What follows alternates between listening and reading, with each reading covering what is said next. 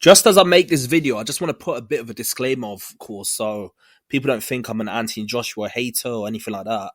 Anthony Joshua, honest, I'm not going to say he's one of my favorite British fighters, but back in the day when he was coming up and he was doing the 90K in Wembley, and he was at a point where he was revitalizing British boxing after he was in the doldrums. I mean, that was one of the most exciting times in British boxing. So, and uh, during the time period when Anthony Joshua was collecting all the belts, I remember his barn burner fight with Vladimir Klitschko. I remember his fight with Povetkin.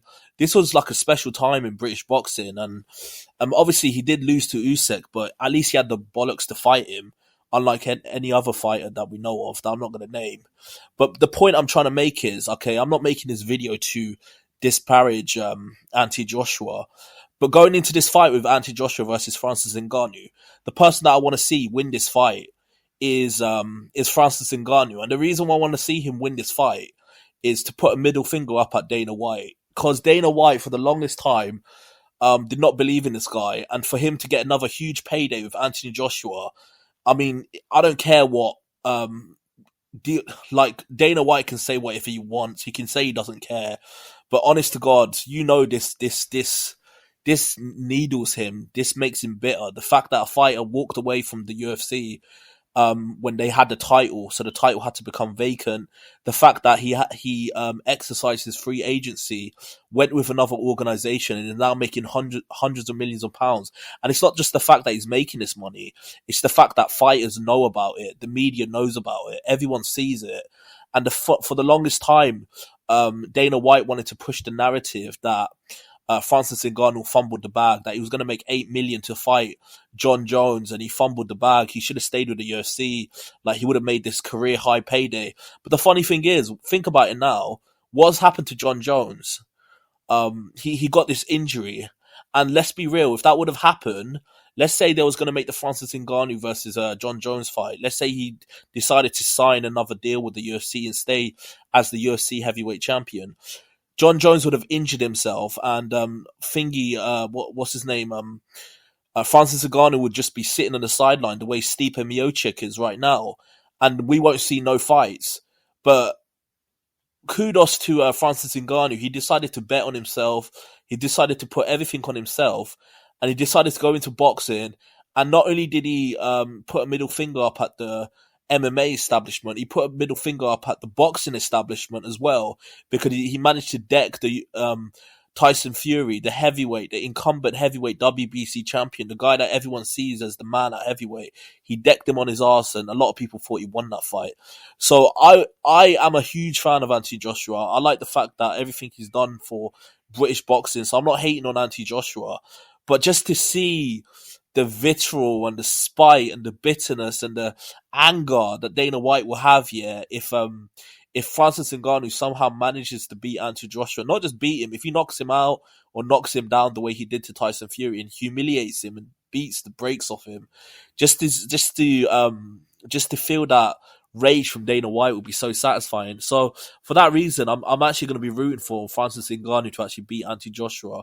It's not because of Anthony Joshua personally. I think he's a great credit to the sport, especially boxing in general, but British boxing especially. I mean, he was a great ambassador for the sport for British boxing, but truth be told, I just following Francis Ngannou's entire career, his entire story, his backstory. If you don't know it, you need to look into it. I mean, he's had an incredible backstory, what he's been through in his life. To see him get this opportunity against Anthony Joshua, and if he manages to beat him, then we could be looking at a top 3 heavyweight. If he manages to do what he did to Tyson Fury, and I thought he won that fight, completely decked him, and if he goes on to knock out Anthony Joshua and deck him and get put himself in that position. And let's be real, Anthony Joshua is not coming off a loss. Anthony Joshua is not coming off a questionable performance. Anthony Joshua is coming off a career, I wouldn't say it's a career best performance, but it's up there. It's a top 5 performance against Otto Wallin, where he's looked super sharp. So if Francis Ngannou somehow beats him, then there cannot be any excuses. I mean, you got to give full credit to Francis Ngannou.